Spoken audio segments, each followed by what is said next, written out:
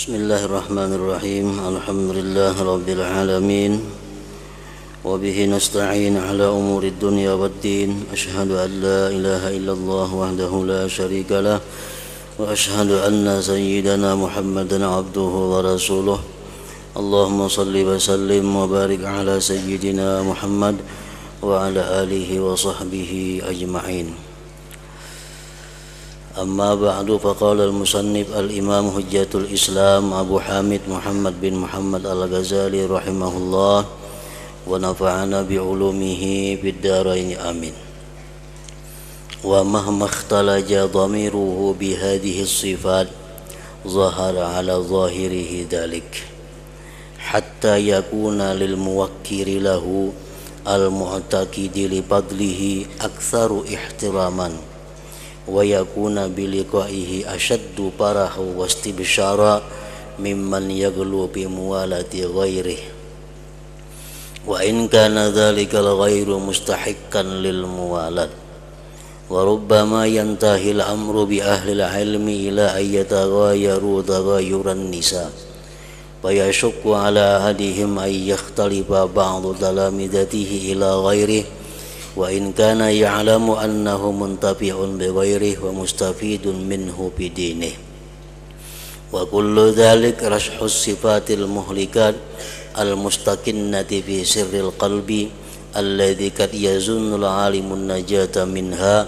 wa huwa maghrurun biha wa inna ma yankashifu dhalik bi hadhihi al alamat ila akhir.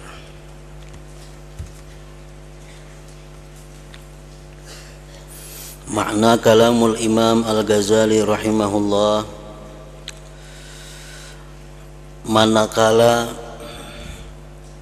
isi hatinya bercampur dengan sifat-sifat ini, maka tampaklah yang demikian atas zahirnya.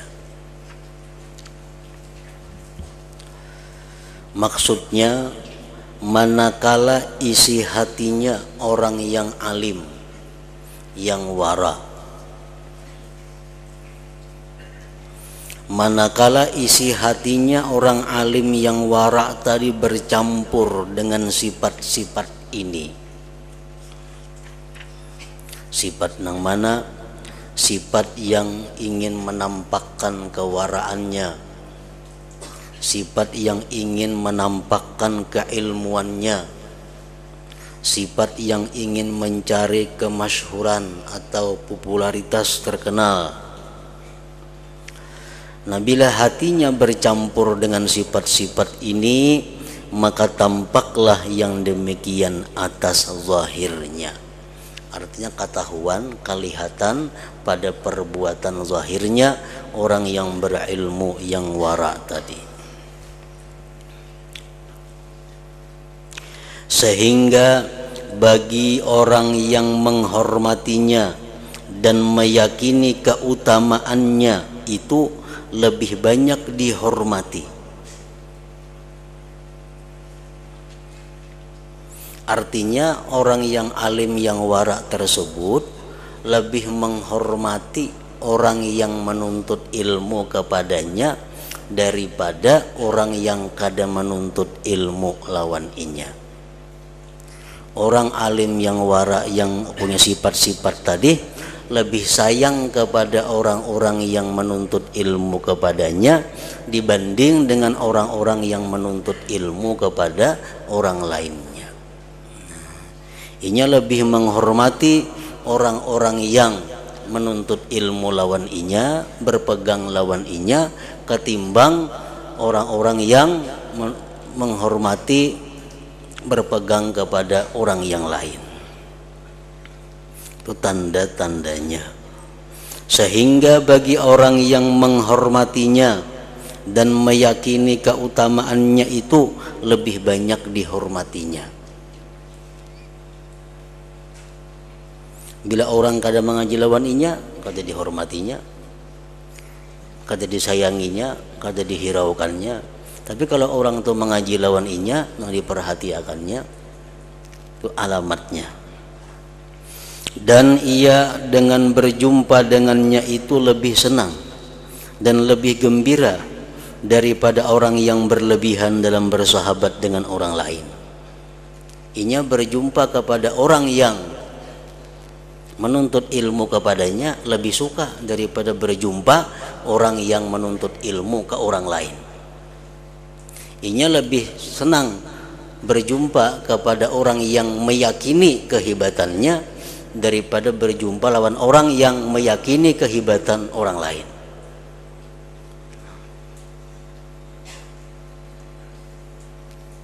Umpamanya si A ini mengakui kehebatan inya, A ini mengakui keutamaan inya, sedangkan B ini meyakini keutamaan guru yang lain,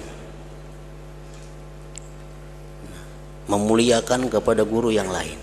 Nah, si inya orang alim ini kalau lebih mengutamakan kepada orang yang mengutamakan inya, nah itu tandanya kada biris. Tandanya orang alim ini punya sifat-sifat yang tercela itu. Dan ia dengan berjumpa dengannya itu lebih senang dan lebih gembira daripada orang yang berlebihan dalam bersahabat dengan orang lain, walaupun orang lain itu lebih berhak untuk persahabatan. Kita boleh membedakan penghormatan antara menghormati A lawan B. Kalau salah satu itu lebih saleh, lebih takwa, lebih alim, nah boleh kita menghormati orang itu lebih daripada menghormati orang yang biasa. Kalau kita menghormati seseorang karena inya itu memuji kita, kalau kita menghormati orang karena orang itu mengagung-agungkan kita, tapi kita kurang menghormati kepada yang lain yang tidak memuji kita, yang tidak mengagungkan kita, kurang kita menghormati. Nah, berarti kita ini punya sifat-sifat yang tercela. Berarti kita ada punya sifat-sifat ingin menampakkan kealiman, ingin menampakkan kewaraan dan mencari kemasyhuran, keterkenalan.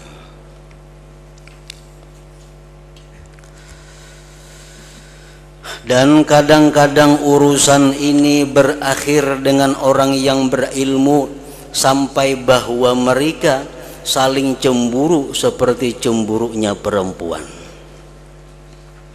Maka berat atas salah seorang mereka yang bahwa sebagian muridnya mendatangi kepada orang lain, walaupun ia tahu bahwa murid itu mengambil manfaat dengan orang lain itu dan mengambil faidah daripadanya tentang agama. Nah, akhir-akhirnya kaina ujung-ujungnya orang yang berilmu tersebut dia kada suka kepada seseorang kalau orang itu mengaji di tempat orang lain. Dia benci kepada muridnya kalau muridnya itu menuntut ilmu ke guru yang lain. Padahal inya tahu bahwa kalau muridnya itu menambah guru yang lain bermanfaat bagi muridnya itu. Padahal inya tahu. Tapi karena hatinya ada sifat-sifat yang demikian itu, maka dia cemburu sebagaimana cemburunya perempuan.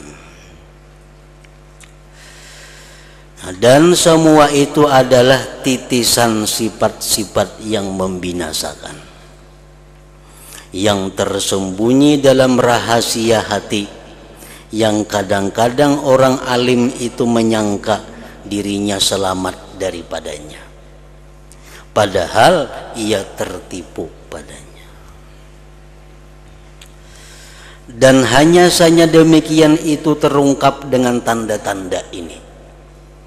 Orang yang berilmu kada kau mengetahui dirinya apakah sudah selamat dari sifat-sifat yang kada baik atau kada, sebelum ia merasakan tanda-tanda itu.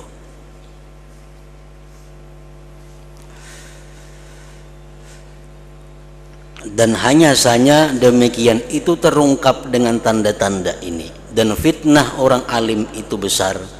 Ada kalanya ia menguasai dan ada kalanya binasa. Ada kalanya dia mampu mengatasi ujian itu, dan ada kalanya dia tidak mampu mengatasi ujian itu. Dan tidak ada keinginan baginya pada keselamatan orang awam.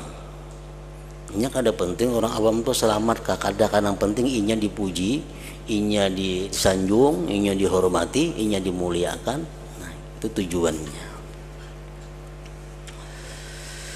Barang siapa merasa pada dirinya dengan sifat-sifat ini, kalau kita jadi orang alim, kalau kita mengajar, tapi di dalam hati kita timbul ada sifat-sifat kayak tadi. Bila orang mengaji lawan kita, kita hormati, kita sayangi. Orang mengaji ke lain, kadang kita hormati, kadang kita sayangi, bahkan kalau perlu dimusuhi. Nah, kalau kita merasa ada punya sifat-sifat seperti itu, maka yang wajib atasnya, atas orang yang berilmu tadi adalah beruzlah. Ya, wajib beruzlah, menyendiri, mencari humul tidak dikenal, dan menolak untuk memberi fatwa manakala diminta orang. Nah, kalau inya merasa hatinya masih seperti itu, kada usah mengajar, kada usah memberikan fatwa. Yang penting inya adalah mengurus dirinya sendiri dahulu, menghilangkan sifat-sifat yang kada baik dalam dirinya tadi. Masjid pada zaman sahabat radhiyallahu taala anhum itu mengumpulkan sekelompok dari para sahabat Rasulullah sallallahu alaihi wasallam.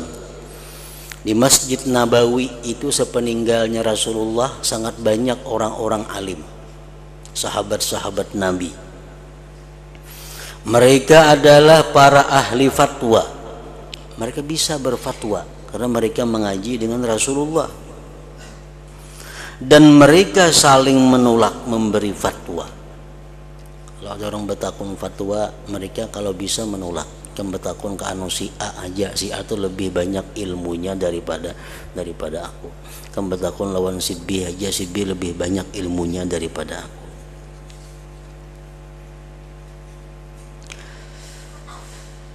Dan setiap orang yang berfatwa adalah ia ingin bahwa orang lain cukup dengannya. Artinya inya tuh hendak bahwa orang lain aja yang berfatwa itu kada usah inya. Nah, ini menghindarkan diri daripada mencari kemasyhuran, menghindarkan diri daripada mencari sanjungan dan pujian.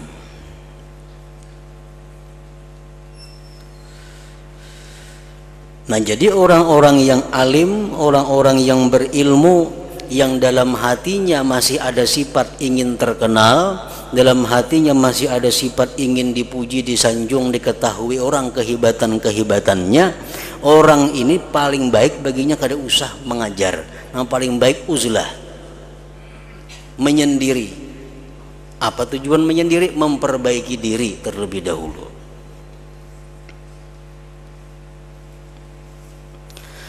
Dan ketika ini sayogianya ia menjaga diri dari syaitan-syaitan manusia. Nah, di waktu dia kada hendak mengajar, di waktu dia kada hendak bermasyarakat dengan orang, di waktu dia kada hendak memberi fatwa, itu akan datang syaitan-syaitan manusia menguji kepada dirinya. Ujar syaitan-syaitan manusia tadi, janganlah kamu berbuat ini. Engkau jangan menyendiri, engkau punya ilmu, engkau lawas mengaji, engkau banyak kitab yang engkau kuasai, bapak engkau menyendiri, bapak engkau kada mau mengajar. Ujar syaitan-syaitan manusia membawainya. Karena sesungguhnya pintu ini kalau dibuka, niscaya ilmu-ilmu terhapus di antara makhluk. Amun orang tuh kayak ikam nih semuaan kada hakun mengajar, habisan ilmu kada ada lagi. Mun pintunya dibuka, orang asing-asingnya membaiki diri hanya mengajar dulu, siapa lagi nama ajar, akan terhapuslah ilmu di antara makhluk. Ujar syaitan tadi mengajak kepada inya. Nah, jadi hendaklah ia berkata kepada mereka syaitan-syaitan manusia tadi, sesungguhnya agama Islam itu tidak perlu kepadaku. Islam itu kada tergantung lawan aku. Karena sesungguhnya agama Islam itu telah dibangun sebelumku dan begitu pula sesudahku. Dan jikalau saya mati, maka rukun-rukun Islam tidak menjadi rubuh. Karena agama itu tidak memerlukan kepadaku, adapun saya, maka saya tidak terlepas dari memperbaiki hatiku. Kau mengajar kah? Kadakah Islam itu tetap jalan? Islam akan tetap utuh, baik sebelumku atau sesudahku. Islam kada memerlukan aku, yang penting aku saat ini dahulu berlatih untuk memperbaiki diri. Nah, itu menjawab ajakan-ajakan manusia yang ingin mengajak, mau menebarkan ilmu, mengajar, memberikan fatwa, dakwah dan sebagainya. Adapun menimbulkannya yang demikian itu kepada terhapusnya ilmu, ujar manusia mun ikam kada maajar rangka ini na ikam alim, ikam kada maajar, ilmu kayaknya terhapus, ilmu hilang. Nah, maka itu adalah khayalan yang menunjukkan kepada puncak kejahilan. Itu hanya tipu dayanya, ajakan rayuannya. Karena sesungguhnya manusia itu jikalau ditahan dalam penjara, diikat dengan ikatan-ikatan dan diancam dengan api karena menuntut ilmu, niscaya kecintaan menjadi pemimpin dan ketinggian mendorong mereka kepada menghancurkan ikatan, merubuhkan dinding-dinding binting keluar daripadanya dan menyibukkan diri dengan mencari ilmu. Artinya kalau kita nih kada hakun mengajar karena kita hendak memperbaiki diri, ilmu kada akan terhapus. Masih banyak orang-orang yang suka menuntut ilmu, masih banyak orang-orang yang suka mengajar karena mengajar itu adalah pangkatnya tinggi, kedudukannya tinggi. Masih banyak orang-orang yang berkeinginan untuk mendapatkan kedudukan itu. Itu maksudnya. Jadi jangan berpikir kalau aku kada mengajar kayaknya terhapus ilmu, kada macam itu. Aku kada mengajar Islam rubuh, kada ada harapan. Banyak lain pada kita yang mengurus agama Islam itu. Yang penting kita lebih dahulu memperbaiki hati, jangan sampai ada menggunakan ilmu itu untuk mencari hal-hal yang dilarang oleh agama.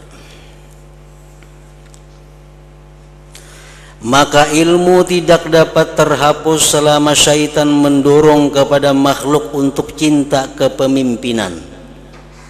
Dan syaitan tidak kendur dari perbuatannya sampai hari kiamat. Bahkan bangkit untuk menyebarkan ilmu kaum-kaum orang-orang yang tidak ada bagian bagi mereka di akhirat. Ilmu kada akan terhapus. Bahkan makin banyak orang-orang yang menuntut ilmu, karena dengan ilmu dia akan mencapai ketinggian pangkat, ketinggian martabat di sisi manusia. Sabda Rasulullah sallallahu alaihi wasallam, innallaha yu'ayyidu hadzal dina bi aqwamin la nasiba lahum. Artinya sesungguhnya Allah menguatkan agama ini dengan kaum-kaum yang mereka tidak mempunyai bagian di akhirat. Agama ini diperkuat oleh orang-orang yang di akhirat tidak ada surga. Ini orang punya ilmu banyak, punya ilmu lengkap, tapi inya mengajar tujuannya bukan karena Allah. Inya mengajar tujuannya bukan untuk memperkuat Islam, tapi tujuannya untuk mencari sanjungan, mencari dunia, pangkat dan kedudukan. Nah, inya menyebarkan ilmu. Dengan tersabarnya ilmu ini, Islam jadi kuat. Padahal yang menyebarkannya ini orangnya orang yang tidak ada bagian apa-apa nantinya di akhirat. Jadi jangan berpikir Islam itu akan hilang, kada ada harapan. Islam akan terus berkembang walaupun yang pengembangnya ini orang-orang nang kada ada bagian apa-apa di akhirat. Innallaha la yu'ayyidu hadzal dina birrajulil fajir. Ujar Nabi, sesungguhnya Allah menguatkan agama ini dengan seseorang yang berbuat maksiat. Agama Islam ini jadi kuat dengan orang-orang yang ahli maksiat. Banyak kita misal orang sembahyangan, orang beribadah dijaga oleh orang-orang yang kuat-kuat. Di negara Islam misalnya, orang beribadah itu dijaga oleh tentara-tentara Islam. Tentara-tentara Islam inilah keamanan supaya orang sembahyang jangan diganggu, supaya orang sembahyang merasa khusyuk, tenang. Padahal si askar sembahyang nggak adanya, cuma menjaga orang sembahyang agar aman. Nah itu maksudnya Allah memperkuat agama ini dengan orang-orang yang jahat.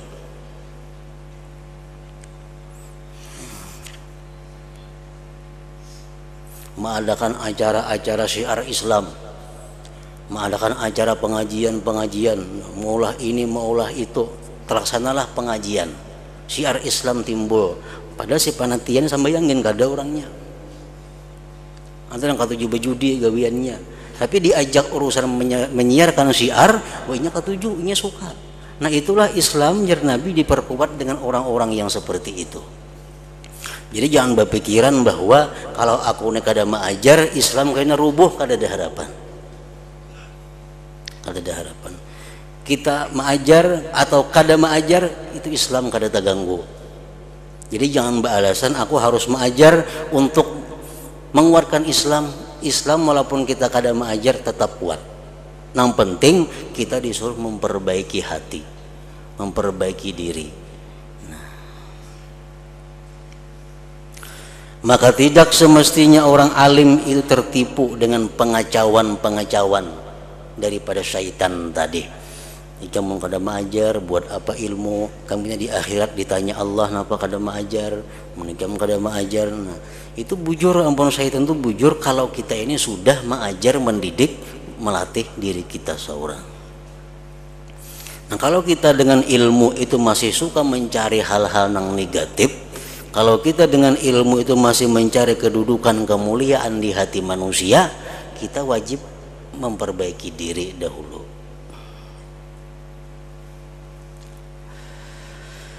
Maka tidak semestinya orang alim itu tertipu dengan pengacauan-pengacauan, lalu ia sibuk dengan bercampur dengan makhluk sehingga terdidik dalam hatinya cinta kedudukan, pujian dan penghormatan. Nah sesungguhnya demikian itu adalah sifat munafik. Rasulullah sallallahu alaihi wasallam bersabda, hubbul jah wal mal yumbitun nifaq fil qalbi kama yumbitul ma wal baqla. Artinya ujar Nabi, cinta pangkat kedudukan dan cinta kepada harta itu dapat menimbulkan sifat munafik di dalam hati. Orang tuh mencari kedudukan, mencari pangkat di hati manusia, itu dia akan mudah berpura-pura jadi orang yang baik, padahal sebenarnya ini orang yang jahat. Lalu ditampilkannya keluar akhlak yang baik, akhlak yang mulia, tapi di dalam hatinya bersarang sifat-sifat yang jahat. Nah karena ini mencari pujian kedudukan, sifat munafik akan tumbuh dalam hatinya. Nah demikian pula orang-orang yang mencintai harta itu akan menumbuhkan sifat-sifat nifak di dalam hatinya. Cinta pangkat dan harta itu dapat menimbulkan sifat munafik dalam hati, sebagaimana air itu menumbuhkan sayur-sayur. Dan Rasulullah sallallahu alaihi wasallam bersabda, madibani dhariyani ursila bi zaribati ghanamin bi aktsara ifsadan fiha min hubbil jah wal mal fi dinil mar'il muslim. Artinya, tidaklah dua ekor serigala yang buas yang dilepaskan dalam kandang kambing itu lebih banyak membuat kerusakan padanya daripada cinta pangkat dan harta pada agama seseorang muslim. Ini kambing di kandang, diandaki serigala, dua ekor nang buas, maka kambing akan berantakan, matian dimakannya serigala. Karena dimakannya serigala, nah, berbuat kerusakan di situ. Nah, demikian pula hati seorang muslim kalau dimasuki sifat cinta kepada kedudukan, kehormatan, pangkat, kemuliaan, cinta kepada harta, itu akan merusak agama orang yang Islam tadi di dalam hatinya. Dan cinta kedudukan tidak dapat terlepas dari hati kecuali dengan mengasingkan diri dari manusia dan lari dari bergaul dengan manusia dan meninggalkan setiap apa yang menambah kedudukannya dalam hati manusia. Maka hendaklah pikiran orang alim itu dalam memahami yang tersembunyi dari sifat-sifat ini dari hatinya dan dalam mencari jalan keselamatan daripadanya. Dan inilah tugas orang alim yang bertakwa. Nah, jadi orang alim itu disuruh juga tafakur, disuruh juga berpikir. Nah, apa yang dipikirkan orang alim itu mengoreksi hatinya, mengoreksi hatinya, batinnya. Adakah sifat-sifat yang tercela di batinnya itu yang berhubungan dengan ilmu? Nah, kalaunya ada, lebih baik memperbaiki itu. Nah, jadi orang yang salikin ditafakurkannya ada sudah. Orang-orang yang salihin ini yang mesti ditafakurkannya. Nah, orang-orang yang ulama pun ada juga yang mesti ditafakurkannya. Ada juga jalan pikiran yang mesti direnunginya, dipikirkannya. Nah, jadi bab tafakur ini mencakup kepada seluruh golongan. Siapapun dituntut untuk tafakur, berpikir agar mencari keselamatan dirinya. Adapun orang-orang seperti kita, maka semestinya pikiran kita pada yang menguatkan iman kita dengan hari hisab. Nah, kalau kita lain lagi pulang, yang kita pikirkan ini adalah kayak apa caranya menguatkan keyakinan, keimanan tentang hari hisab, hari kiamat. Kita ini sudah yakin aja bakal mati. Kita sudah yakin aja bakal ada pertanyaan fitnah kubur, azab kubur, nikmat kubur. Kita yakin aja bahwa ada kaina padang mahsyar. Kita yakin aja di kaina pacang ada hisab, pacang ada mizan, bakal ada titian, bakal ada neraka atau surga. Itu kita yakin. Cuma keyakinan kita itu belum sampai kepada batas yang diharapkan. Nah, itu yang kita dituntut menguatkan lagi keyakinan tentang itu, supaya keyakinan kita bertambah kepada hal-hal yang berkaitan dengan akhirat tadi. Kita percaya surga ada, percaya. Siapa aja yang madahkan surga itu ada, kita ada percaya. Karena kita sudah yakin bahwa surga itu ada. Nah, tapi yakin kita kada sampai batas yang cukup. Yakin kita kada sampai ke batas membuahkan sesuatu perbuatan.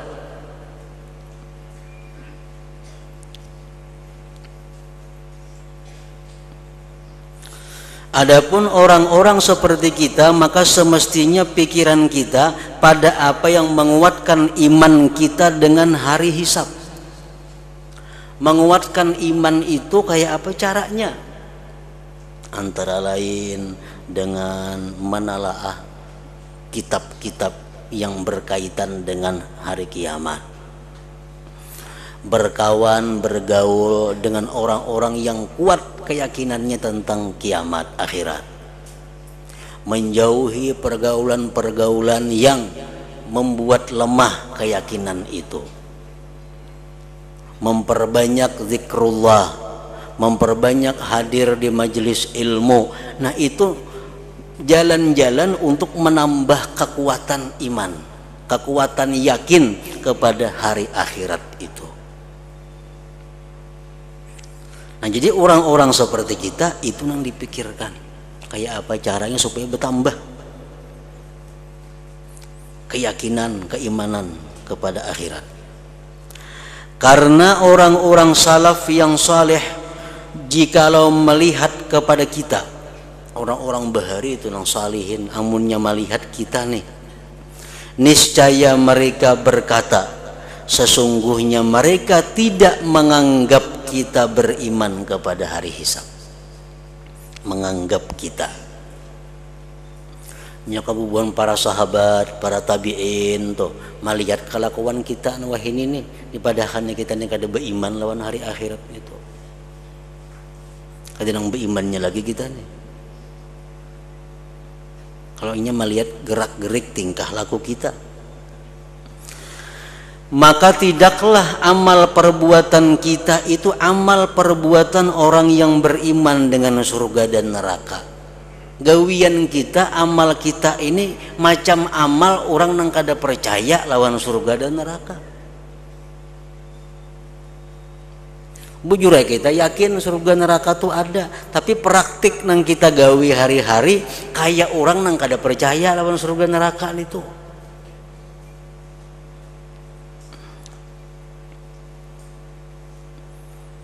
Karena sesungguhnya barang siapa takut kepada sesuatu, maka ia lari daripadanya.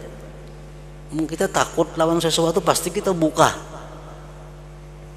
Nah, amun kita takut daripada neraka pasti kita buka.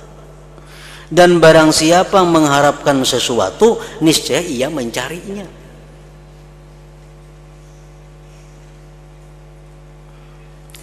Dan kita telah mengetahui bahwa lari dari neraka adalah dengan meninggalkan perkara yang subhat dan yang haram, dan meninggalkan perbuatan-perbuatan maksiat. Sedangkan kita tekun padanya. Kita masih suka maksiat, masih suka makan nang haram, nang subhat. Padahal kita yakin lawan adanya neraka. Nah, berarti keyakinan itu kada sampai ke batasnya lagi. Itu nang kita dituntut tafakur, mencari jalan kayak apa caranya menambahi yakin itu. Dan bahwa mencari surga itu dengan memperbanyak perbuatan-perbuatan taat yang sunnah. Sedangkan kita terlidur dalam amalan-amalan fardu daripadanya. Kita nang fardu aja kada biris, apalagi nang sunat-sunatnya. Nah, padahal kita yakin bahwa surga itu ada.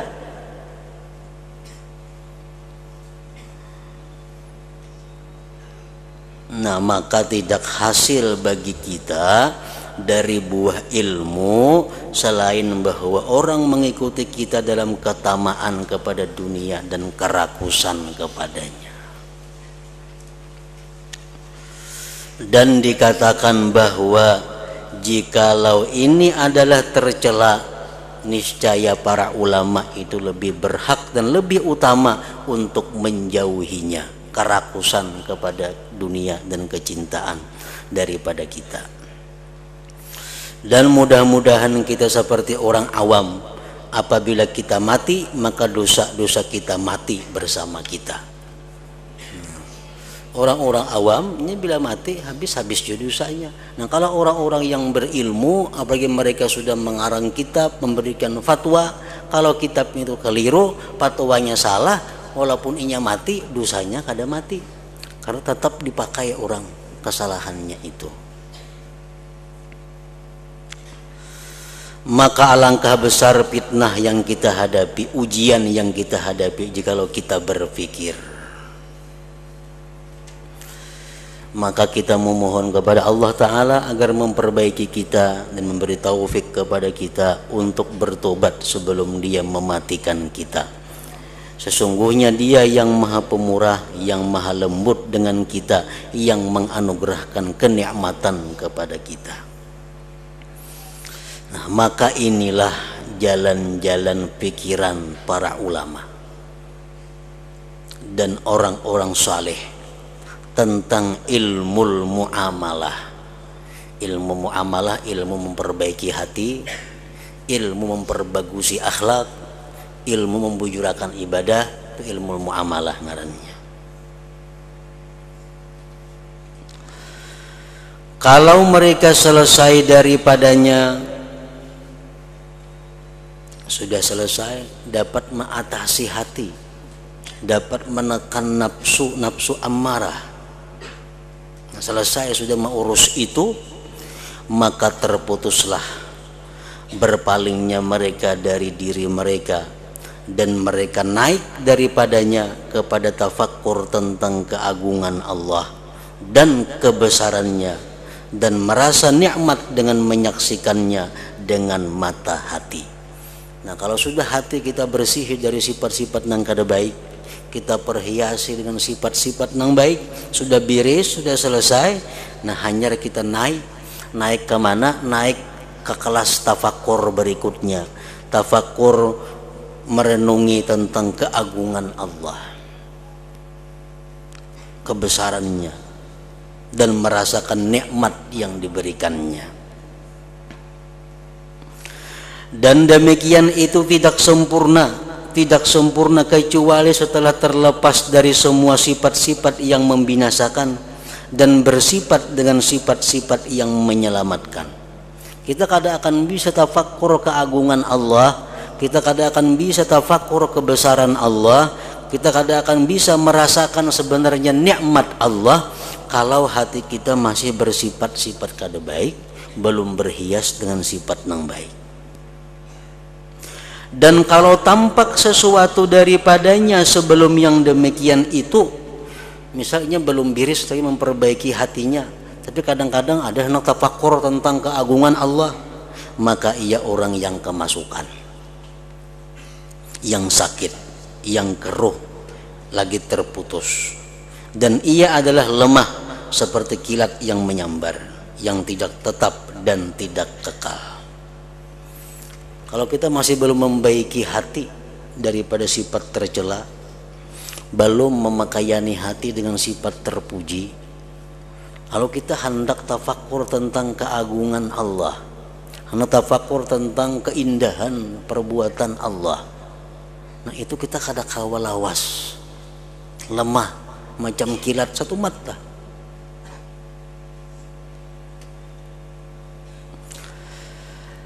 Dan ia adalah seperti orang yang rindu, yang bersunyi-sunyi dengan orang yang dirindukannya, tetapi di bawah pakaiannya ada ular-ular dan kalajengking yang menggigitnya berulang kali.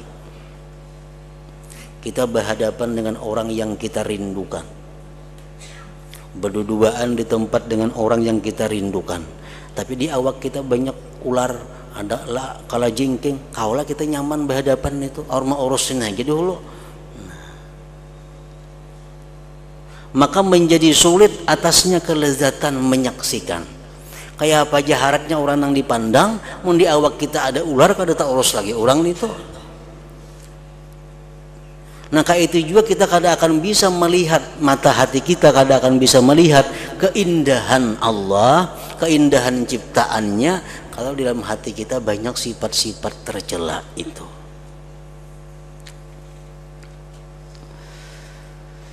Dan tidak ada jalan baginya pada kesempurnaan memperoleh kenikmatan kecuali dengan mengeluarkan kalajengking dan ular dari pakaian. Itu diusir dahulu, ularnya dijauhkan, kalajengkingnya dijauhkan, hanya kawan nyaman memandang orang yang dirindukan tadi. Dan sifat-sifat yang tercela ini adalah kalajengking dan ular, dan itulah yang mengganggu dan menyakitkan. Kenapa kita sembahyang kada mau nyaman, baca Quran kada mau nyaman, berselawat kada mau nyaman, padahal orang yang kita zikiri orang yang sangat indah, orang yang kita salawati ini orang yang sangat mulia, sangat tampan, sangat semua-muanya. Kenapa kita kada mau nyaman? Karena di awak kita kebanyakan penghalang yang mengganggu untuk kenyamanan itu. Nah, jadi sifat-sifat tercela itu diumpamakan dengan kalajengking dan ular. Itulah yang mengganggu dan menyakitkan. Dan dalam kubur bertambah sakitnya gigitannya atas gigitan kalajengking dan ular. Nah, dan kadar ini cukup untuk memperingatkan atas jalan-jalan fikiran hamba